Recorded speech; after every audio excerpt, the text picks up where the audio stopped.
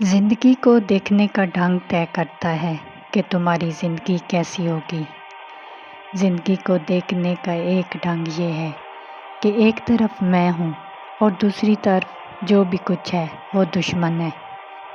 بیماری بھی دشمن، موت بھی دشمن، بڑھاپا بھی دشمن، آس پاس کے لوگ بھی دشمن، سماج زمانہ بھی دشمن، کل ملا کے نیچر کی پوری سکیم دشمن ہے۔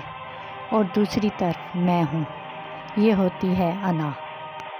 یہ انا کے جینے کا ڈھنگ ہے۔ غور سے کبھی تم اپنی زندگی کو دیکھنا۔ تم ہر چیز سے لڑ رہے ہو، اس کائنات میں ہو رہے ہر واقعے سے تم لڑ رہے ہو۔ انا چیزوں کو جزیوں میں دیکھتی ہے۔ انا خود کو کائنات کے مرکز میں بٹھاتی ہے اور ساری کائنات کو اپنے گرد گھما دیتی ہے۔ انا پہلے یہ ساری کائنات کئی نام دے کر خود تراشتی ہے اور پھر اس کی مخالفت میں کھڑی ہو جاتی ہے اور زندگی کی ساری ایکٹیویٹی کو جنگ بنا دیتی ہے۔ دوسرا جینے کا ڈھنگ، زندگی کو دیکھنے کا زاویہ نظر یہ ہے جسے میں کہتی ہوں صوفی زاویہ نظر، جس میں چاند، سورج، ستارے، سیارے، درخت، پرندے، جانور، گھاس کے تنکے، بارش کے قطروں سے لے کر مشکلات، بیماریاں، بڑھاپا، موت سے لے کر سب کی سب چیزیں میرے تکمیلی عناصر ہیں، مجھ بنانے والے ہیں۔ سب انسانی زندگی کے حصے، لازمی حصے۔ ان سب کی وجہ سے تم ہو۔ ان سب کو نکال دو تو تم بھی نہیں بچو گے۔ ان دونوں طرزِ حیات کو غور سے سمجھنا۔ پہلے طرز حیات کا لازمی نتیجہ ہوگا فکر، انزائٹی، سٹریس۔ وہی سٹریس جو جنگ میں مسلسل لڑ رہے سپاہی محسوس کرتے ہیں، کیونکہ کائنات کی پوری سکیم زندگی کے اس ڈھنگ میں آپ مخالف کھڑے نظر آ رہے ہیں۔ اگر ساری دنیا سے لڑنا ہے، 24 گھنٹے اور ہفتے کے 7 دن لڑنا ہی لڑنا ہے، تو انزائٹی نتیجہ ہوگا ہی ہوگا۔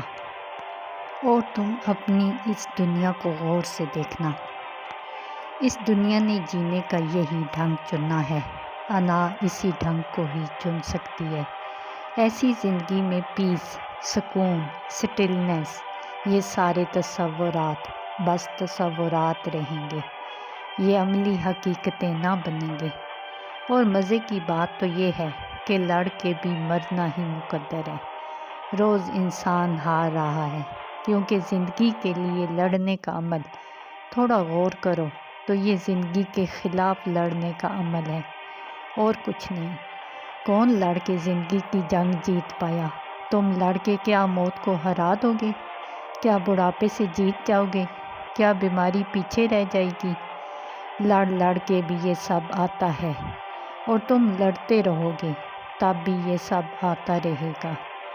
زندگی کا یہ ڈھنگ بامعنی ہو سکتا تھا اگر کچھ لوگ ایسے ہوتے جو لڑتے اور موت سے جیت جاتے، اگر کچھ لوگ ایسے ملتے جو لڑتے اور بڑھاپے کو ہرا دیتے، اگر کچھ لوگ ایسے ہوتے جو لڑتے اور بیماریوں سے جیت جاتے۔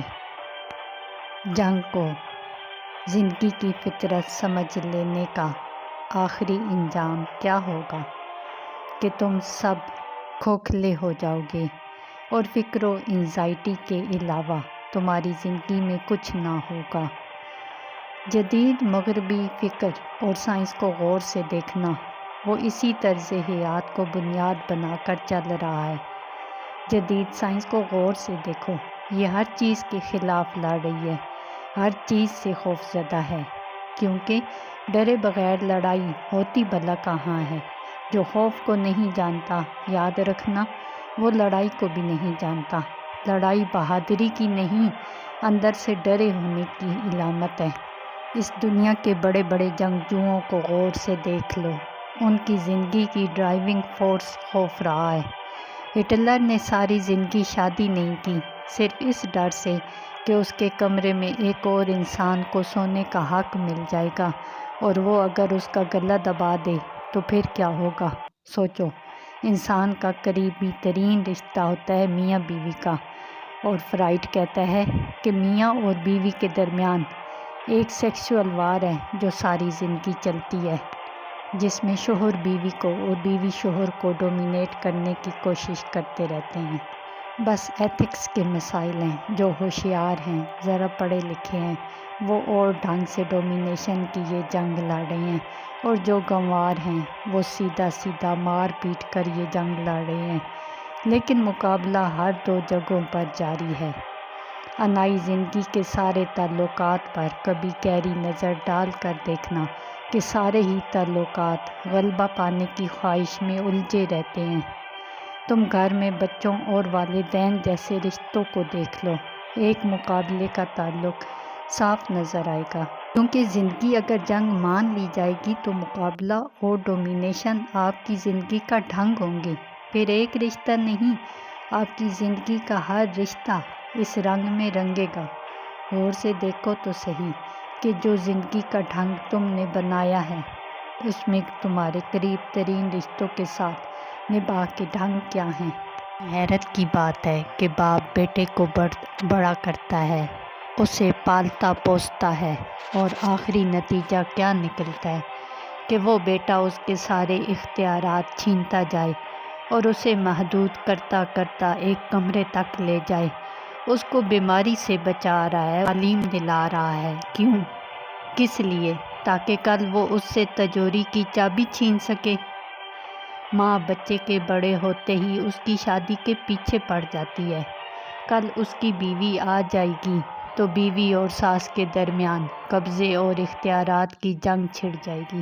زندگی کو اگر جنگ، جدوجہد اور کوشش کی نظر سے دیکھا تو تمہاری ہر ایکٹیویٹی، ہر سرگرمی غلبے کی خواہش میں لتھڑی نظر آئے گی، اور حتمی نتیجہ ایک ہی نکلتا ہے کہ ایک طرف فرد بچتا ہے اور دوسری طرف پوری دنیا اس کی مخالفت میں کھڑی نظر آتی ہے۔ اس سارے عمل کے دوران صرف انا کو طاقت ملتی ہے کہ وہ خود کو پوری کائنات کے مقابل کھڑا دیکھتی ہے تو اسے احساس ہوتا ہے کہ وہ بڑی طاقت ہے۔ سوال مگر یہ ہے کہ جب فرد کا مقابلہ پوری کائنات ہو تو آخر میں ہار کس کی ہوگی؟ فرد کی ہی۔ تم اس کائنات سے نہیں جیت سکتے، اور تم جب بھی کسی خواہش کے پیچھے بھاگتے ہو، یاد رکھنا تم پوری کائنات کے خلاف لڑتے ہو، کیونکہ خواہش انا کا ایکٹ ہے۔ اس کو اس طرح سے سمجھنے کی کوشش کرو کہ ایک شخص ہے جو سارا دن مزدوری کر رہا ہے اور کہہ رہا ہے کہ اپنے گھر کی روزی روٹی کے لیے لڑ رہا ہوں۔ اب اگر گھر کی روزی روٹی پوری ہو جائے تو کیا یہ شخص بیٹھ جائے گا؟ اس کی سٹرگل ختم ہو جائے گی؟ نہیں، اب وہ اشیائے تعیش کے لیے کوشش کرے گا۔ اشیائے تعیش پوری ہو جائیں تو کیا اب وہ شخص بیٹھے گا؟ پوری دنیا کے سارے خزانوں تک اس شخص کی رسائی ہو جائے تو وہ تب بھی نہیں بیٹھے گا، موت کے دم تک وہ لڑتا رہے گا۔ یاد رکھنا تم جب کسی ایک شخص کو ہرانے کے لیے نکلتے ہو تو کائنات کو ہرانے تک تمہاری کوشش جاری رہتی ہے۔ ایک شخص محلے کا امیر ترین آدمی بننا چاہتا ہے، وہ محلے کا امیر ترین آدمی بن کر کیا بیٹھ جائے گا؟ نہیں، وہ بل گیٹس کو بھی امارت میں ہرانے کے بعد تک نہیں بیٹھے گا۔ ہر سٹرگل، ہر کوشش، ہر جنگ کی فطرت کو سمجھو، وہ پوری کائنات کے خلاف لڑنے کی کوشش کے سوا اور کچھ نہیں۔ کوئی ملک کتنا امیر ہو جائے کہ بیٹھ جائے گا؟ کوئی ملک کتنا اسلحہ جمع کر کے کہے گا کہ اب وہ محفوظ ہے؟ کون سا ملک، کون سی ریاست، کون سی سلطنت ایسی دنیا کی تاریخ میں ملی جو کہتی ہو مجھے جہاں پہنچنا تھا میں وہاں پہنچ گئی؟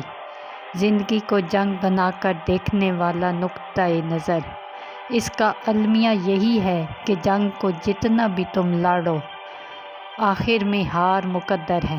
چاہے کچھ بھی تم کر لو، بڑھاپا آتا ہی آتا ہے، موت آتی ہی آتی ہے۔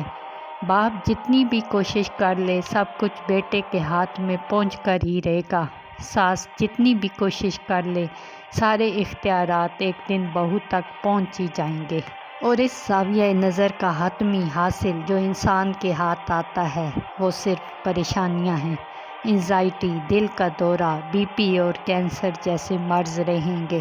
اس کے مقابلے میں ایک زندگی کا ڈھنگ اور ہے جس کی بات صوفی کرتا ہے۔ صوفی کہتا ہے تم الگ ہو ہی نہیں، دشمنی کا سوال کہاں ہے، تم الگ سے فرد ہو ہی نہیں۔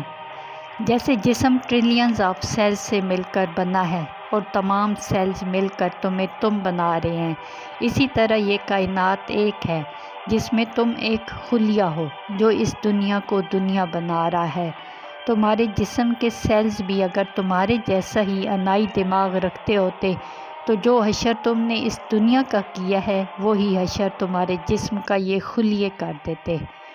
تم اس بات کو سمجھو کہ تم ہو ہی اس لیے کیونکہ وہ سب ہیں جنہیں تم مد مقابل سمجھ کر چل رہے ہو، وہ سارے مٹ گئے جن کو تم دشمن مان کر جی رہے ہو، تو سوچو تم ہوگے ہی کیسے؟